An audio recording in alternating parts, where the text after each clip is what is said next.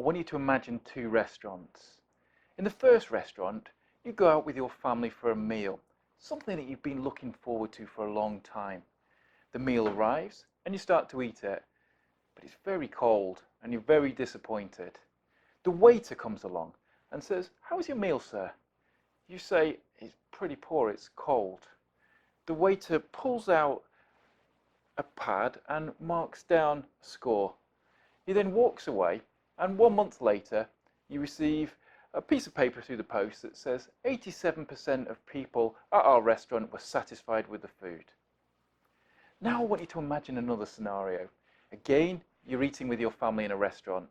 The food is cold again. The waiter comes along and says, "Is everything okay with your food, sir?"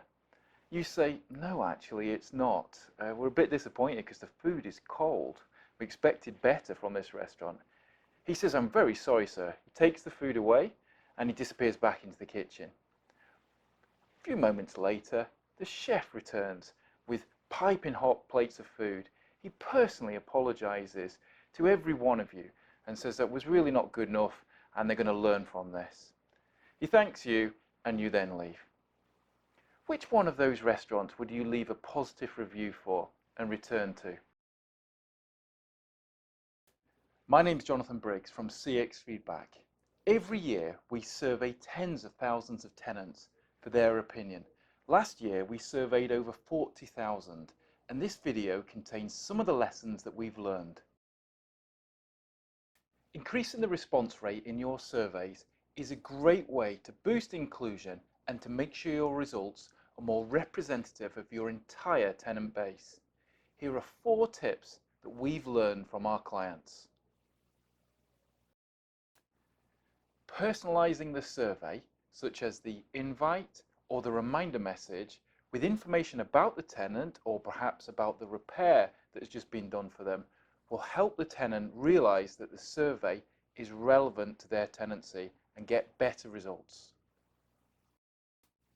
Sending reminders will really boost the response rate, perhaps by up to 100%. Most people are busy and mean to respond to your survey, but often forget. So if you can keep sending 1 or 2 reminders, you are likely to keep doubling the results that you achieve. Every day we see our clients boosting their response rates by simply letting their tenants know that there's somebody on the other end of that survey able to help them if they need it. Being responsive is very important to boosting response rates. While we want to sample the opinion of our tenants as often as possible, sometimes we can overdo it, so it's very important to take into account survey fatigue. Try to put in place a system or process that makes sure that no one tenant is pestered with too many surveys and they get them at a sensible frequency. Last month, my colleagues prepared this report, which you can download from the CX Feedback website. It takes every housing association and ranks them in order based on their Google review scores. We spoke with many of the housing associations who were featured in the report, and we found some very interesting things. Firstly, those with the highest scores tended to have more feedback processes in place for their tenants, perhaps after a repair or perhaps on a new let. The result of that was that they had less negative reviews. At the bottom of the report were those that didn't have so many feedback processes in place, so tenants felt they had no choice except for to go to social media and put something negative to publicly shame them. Last year, we had the privilege of working with many different housing associations, each of which shared some of their knowledge, some of their creative ideas, and some of their best practice. Here are 5 great ideas that they've shared with us that help boost satisfaction levels and increase engagement with tenants. Survey your tenants regularly.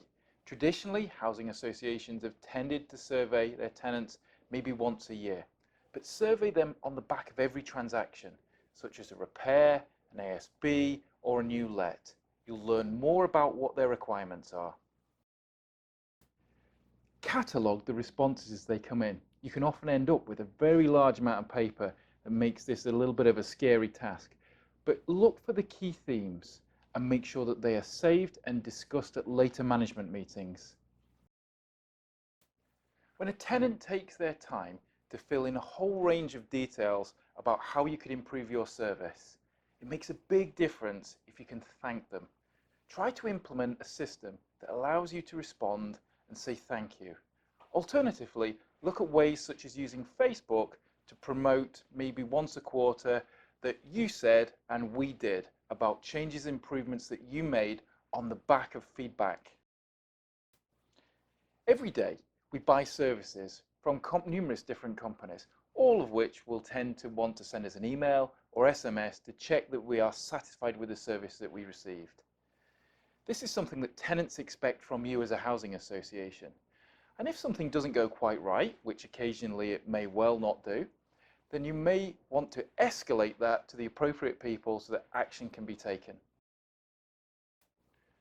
When things go wrong, the most important thing is to fix the issue and not get caught up in process. Coastline Housing have a mantra which is, we must fix it. And so they try wherever they can to bend the rules if required to make sure that a job is resolved for the tenant and that they are satisfied. So after 44,000 surveys and speaking with numerous housing associations, what is it that tenants really want? Well, the number one thing is they want to be listened to. They want you to take on board their ideas, and most importantly, when an issue arises, they expect somebody to take responsibility for it and fix it. Thank you very much for watching this video. If you found it useful, please look at our website www.cxfeedback.co.uk.